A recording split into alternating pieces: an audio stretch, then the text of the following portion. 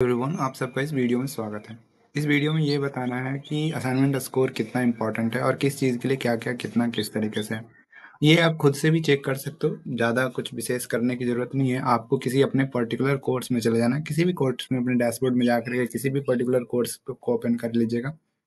General important links पे जाइएगा, ठीक है, जनरल इंपॉर्टेंट लिंक्स, और वहाँ पे आपको दिख जाएगा ग्रेडिंग डॉक्यूमेंट्स का। तो ग्रेडिंग डॉक्यूमेंट्स पे जैसे ही क्लिक करोगे ना, ये डॉक आपको खुल जाएगा। तो ये डॉक आपको मिल जाएगा वहाँ से, ठीक है, ये डॉक आपको वहाँ से मिल जाएगा। आप ये डॉक निकाल सकते हो और इसको आराम से अच्छे से पढ़िएगा, ठीक है।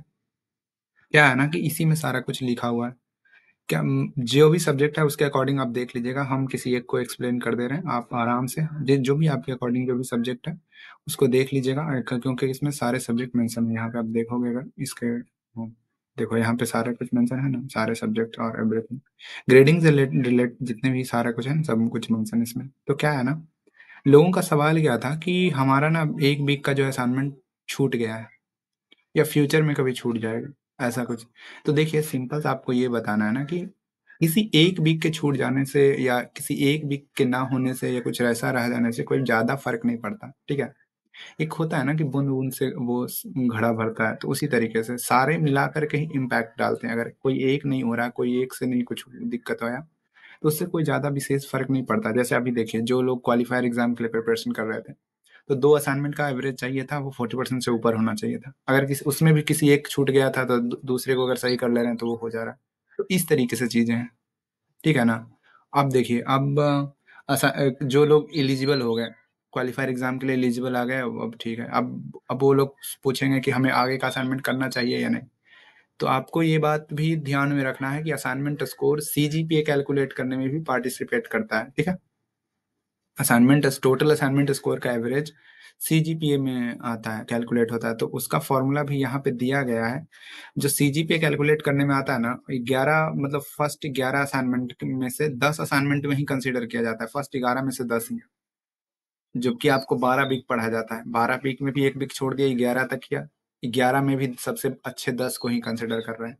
तो किसी एक असाइनमेंट के छूट जाने से या ना होने से कोई ज्यादा फर्क नहीं पड़ता है, ठीक है, सिंपल सी बात ये है।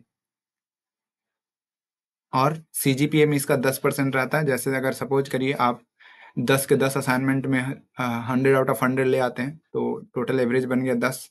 10 नंबर डायरेक्टली ऐड हो जाएंगे आपके फाइनल स्कोर में। ऐसा रहता है, सिंपल सा। मीन्स कि जैसे देखिए, 10 असाइनमेंट आपने किया, 10 असाइनमेंट में सब में 10, 100 आउट ऑफ 100 है, तो टोटल एवरेज बन गया 100। 100 का 10% 10, तो 10 नंबर आपके ऐड हो जाए होते चले जाएंगे। अगर आपका एवरेज 90 थी, 90 मार्क्स बना, तो 9 नंबर ऐड हो जाएंगे। 80 मार्क्स बना तो 8। वैसे तरीके से अगर आपका एवरेज जो बना वो बना 40, तो 4 नंबर ऐड होंगे। तो ये इस तरीके से चलता है, ठीक है। लेकिन एक और चीज़ है, एक और एलिजिबिलिटी देखी जाती है। जो इन टर्म एग्जाम है ना, इन टर्म एग्जाम, फाइनल एग्जाम जिसको बोलते हैं, उसके लिए एलिजिबिलिटी चेक करी जाती है। वो एलिजिबिलिटी सभी स्टूडेंट के लिए होता है, ये सभी स्टूडेंट के लिए, ऑल स्टूडेंट, ठीक है।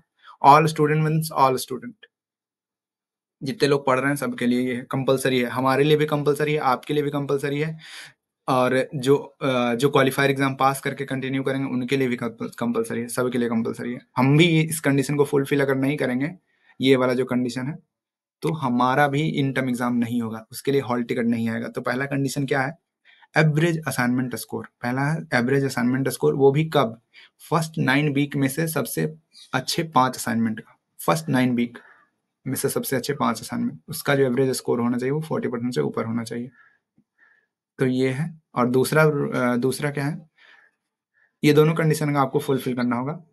ये दोनों दो जो क्विज होंगे ना, क्विज 1 और क्विज 2, अब बोलिएगा कि हमारा तो क्वालिफायर एग्जाम हो रहा है, तो क्वालिफायर एग्जाम को ही एज अ क्विज, अगर क्वालिफायर एग्जाम आप पास कर जाते हो ना, तो उसको एज अ क्विज 1 कंसिडर कर लिया जाता है। ये बात ध्यान रखिएगा, ठीक है। तो एज अ क्विज 1 कंसिडर कर लिया जाएगा, तो क्विज 2 भी होगा। तो क्विज 1 या क्विज 2 में से, दोनों में से कोई एक अटेंड करना कंपलसरी है। अब बोलिएगा हम अगर एक ही करें तो, अगर दूसरा ना करें तो, क्विज 2 अटेंड ना करें तो, उसके भी अलग ड्रॉबैक है, ठीक है। दोनों का देखिए, जो फाइनल स्कोर कैलकुलेट करके आता है ना, जो फाइनल जो आपका सीजी पे बनता है ना, वो सबको मिला करके बनता है, सबको मिला करके। क्विज 1 का स्कोर हो गया, असाइनमेंट का स्कोर हो गया, क्विज 2 का स्कोर हो गया, इन टर्म स्कोर हो गया, सारे को मिला करके मिक्स करके सारा कुछ करके हर एक का अलग अलग परसेंटेज दिया जाता है। उस परसेंटेज में से आपका जो फाइनल स्कोर कैलकुलेट करके आता है।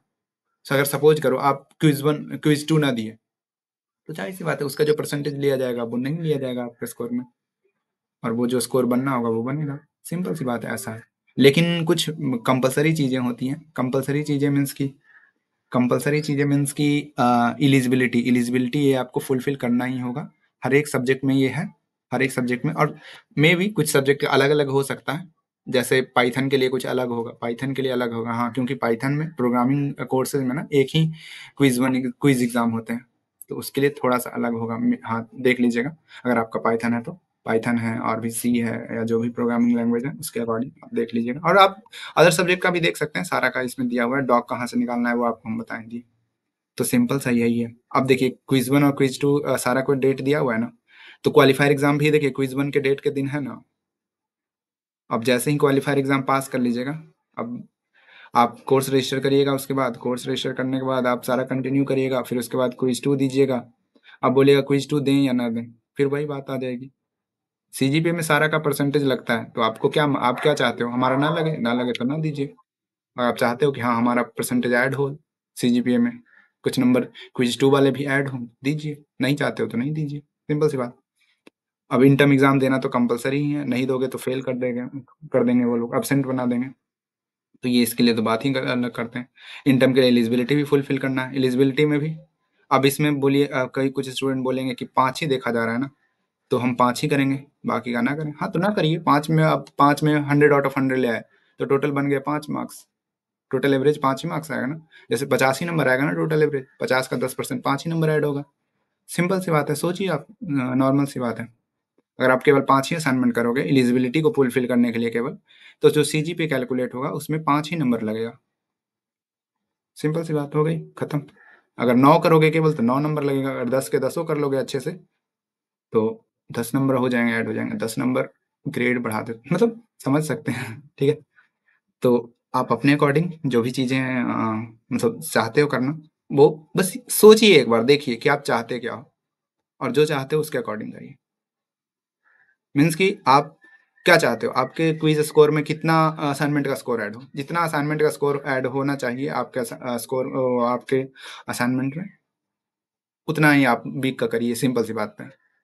मिनिमम तो 40% लाना है, तो ये तो आपको करना ही पड़ेगा। बट अगर आप चाहते हो कि 5 ही नंबर ऐड हो, तो चलिए 5 ही वो 5 ही करते हैं। ऐसा है, सिंपल सी। आप चाहते हो कि हमारे जो फाइनल स्कोर कैलकुलेट हो करके आए उसमें केवल एक ही क्विज का स्कोर ऐड हो, तो केवल एक ही दीजिए। ऐसा सिंपल सा है।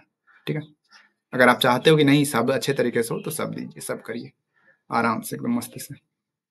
डॉक्यूमेंट बस यही मिल जाएंगे आपको, डॉक्यूमेंट के लिए ज़्यादा कुछ नहीं है। और उम्मीद करूँगा ये जो असाइनमेंट सबमिट करना चाहिए या नहीं, और ये सबसे रिलेटेड जो सारे डाउट हैं होंगे, वो आपको क्लियर हो गए होंगे। ठीक है, देख लीजिएगा, बाकी सब्जेक्ट का भी यहाँ पे मेंशन है। नॉर्मल है, सिंपल है, सब में वही सेम ही है, बस कुछ कुछ में डिफरेंट है, थोड़ा सा अलग है, कुछ कुछ में अलग है थोड़ा थोड़ा। जैसे इंट्रो एंड पाइथन में अलग है थोड़ा सा। एलिजिबिलिटी देखिए कुछ दूसरा है, एलिजिबिलिटी ये eligibility for OPP, eligibility to in term exam, ऐसा ऐसा कुछ करके। तो सबके लिए अलग अलग थोड़ा थोड़ा, मतलब कुछ के लिए अलग अलग कंडीशन है, तो उसको थोड़ा सा एक बार देख लीजिएगा। अगर आपका वो सब्जेक्ट है तो, अगर नहीं है तो फिर कोई दिक्कत नहीं। स्टैटिस्टिक 2 के लिए अलग ही है, कुछ रूल्स हैं। ठीक है, उम्मीद करूंगा ये वीडियो आप लोगों के लिए हेल्पफुल रहा होगा। चलिए मिलते हैं अगली वीडियो में।